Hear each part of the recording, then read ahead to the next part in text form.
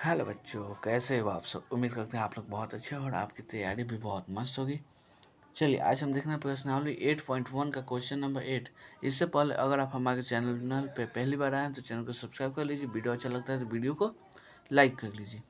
चलिए क्वेश्चन क्या बोला है जी कि ABCD एक क्या है जी आयत है जिसमें विकर्ण AC दोनों कोणों A और C को समद्विभाजित करता है। दर्शाइए कि एक नंबर क्वेश्चन है ABCD एक क्या है जी वर्ग।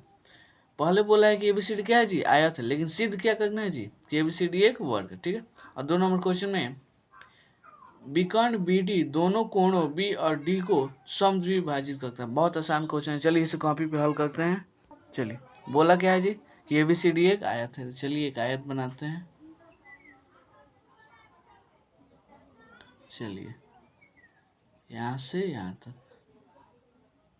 ठीक है। मान लीजिए ABC और D। विकर्ण कौन सा है जी, विकर्ण दोनों ले लीजिए AC और यहाँ से BD। ठीक है, विकर्ण समझ में आता है ना, ये जो बीच का जो होता है ना वही क्या होता है जी विकर्ण होता है। ठीक है, कोई दिक्कत नहीं है। चलिए पहला नंबर क्वेश्चन देखते हैं कि ABCD एक वर्ग है, यही हम क्या करेंगे जी सिद्ध करेंगे। ठीक है, सबसे पहले जो दिया है उसको लिख लीजिए हल। दिया क्या है जी दिया है, लिख लीजिएगा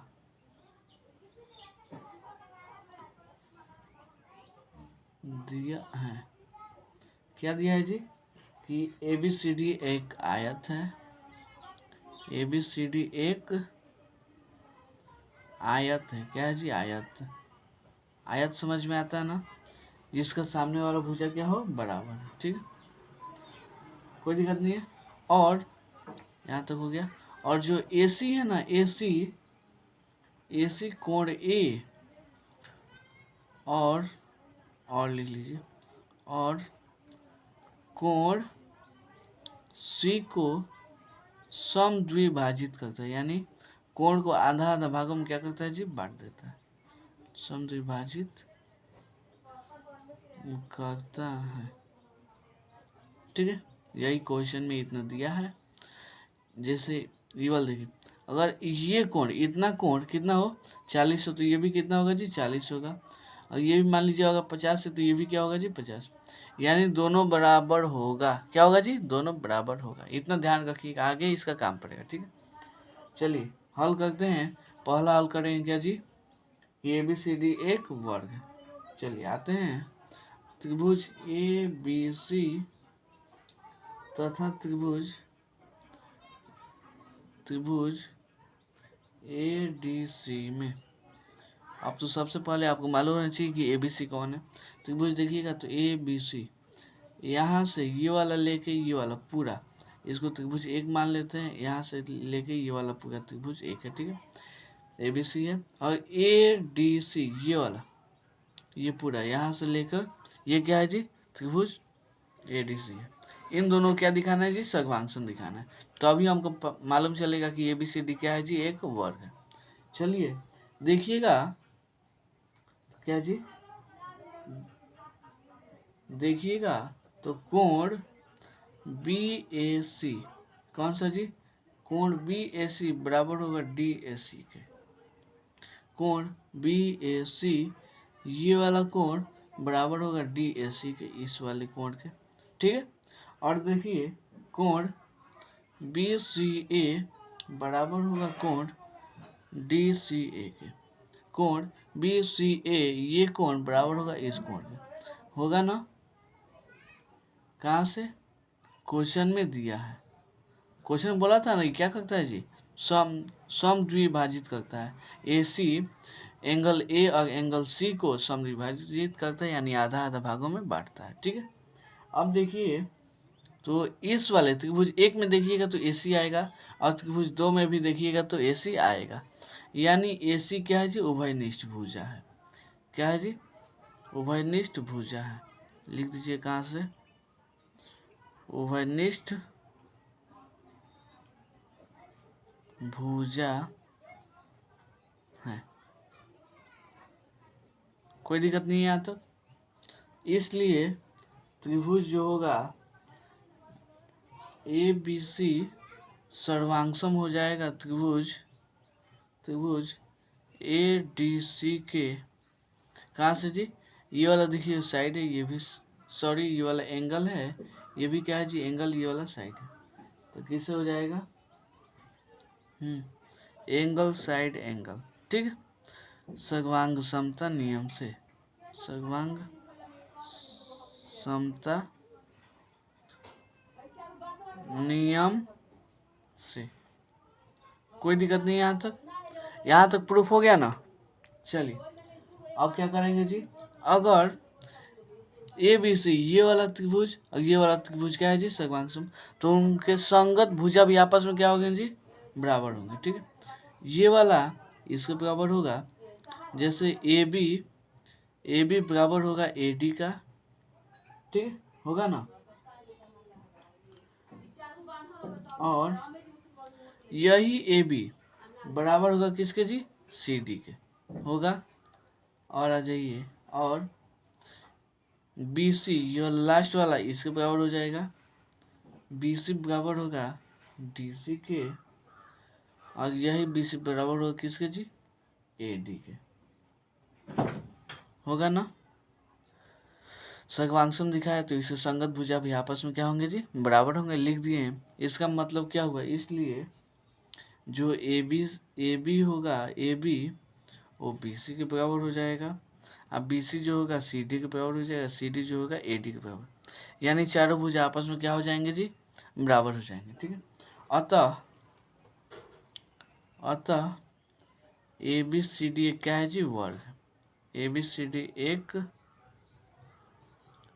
वर्ग है। कोई दिक्कत नहीं है। यहाँ तक समझ में आया? समझ में आया ना? चलिए अब आते हैं 2 नंबर में। 2 नंबर क्या बोला है जी? सिद्ध करना है। क्या करना है जी? कि जो बी डी है, कोण बी और कोण डी को क्या करता है जी? समद्विभाजित करना, वही दिखाना है।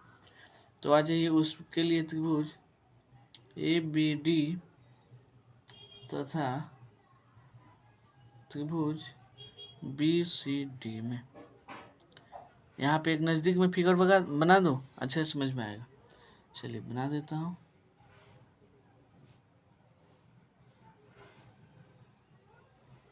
ए बी सी डी बीकॉन यही वाला लेके चलिए, बस इसका ही काम है। ठीक है, कोई दिक्कत नहीं है।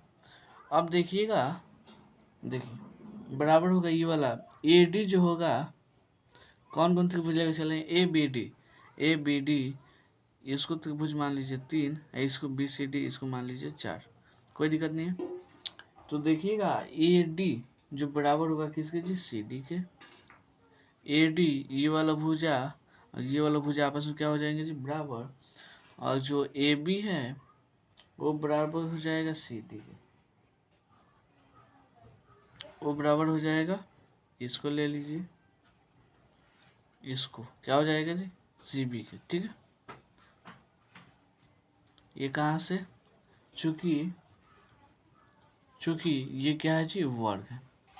हम इसके पहले ही सिद्ध किए ना कि जो ए बी सी डी हो क्या है जी? एक वर्ग है। ये हम सिद्ध कर चुके हैं, इसलिए उसके चारों भुजा आपस में क्या हो जाएंगे जी? बराबर हो जाएंगे। यही सिद्ध कर दिए। ठीक है, कि जो ए डी है सी डी के बराबर है, और ए बी जो है ए बी ये वाला सी बी के बराबर है। ठीक है, और देखिएगा तो बी डी देखिएगा त्रिभुज 3 में भी आएगा, त्रिभुज 4 में भी आएगा, यानी बी डी क्या है जी? उभयनिष्ठ भुजा है, तो बराबर तो भी करेंगे, उभयनिष्ठ भुजा है। ठीक है, कोई दिक्कत नहीं है।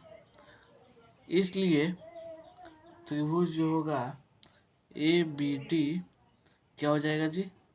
सर्वांगसम हो जाएगा त्रिभुज बी सी डी के। कहाँ से? ये साइड है, ये भी साइड है, ये भी साइड है। ठीक है, यानी सब भुजा ही है, तो साइड के नियम से या सर्वांग समता नियम से। ठीक है, कोई दिक्कत नहीं है। अब देखिए सीपी सीटी से इनका संगत कोण भी क्या हो जाएगा जी? बराबर। ए बी डी बराबर हो जाएगा किसके जी? सी बी डी के। और कोण ए डी बी बराबर होगा किसके जी? कोण बी डी सी के। बताते हैं क्यों। देखिए ये दोनों क्या है जी, सर्वांगसम है। तो ए बी डी ये वाला कोण सी बी डी इस कोण के बराबर होगा, और जो ये कोण है ए डी बी और ये कोण है बी डी सी, ये दोनों आपस में क्या हो जाएंगे जी, बराबर। इसके पहले योग हम क्या दिखाए हैं जी, सर्वांगसम दिखाए हैं, ठीक है। अतः कहाँ से जी, बाई सीपीसीटी के नियम से भी आप कह सकते हैं। अतः जो विकर्ण BD है, अतः विकर्ण BD कोण B और कोण D को समद्विभाजित करता है, समद्विभाजित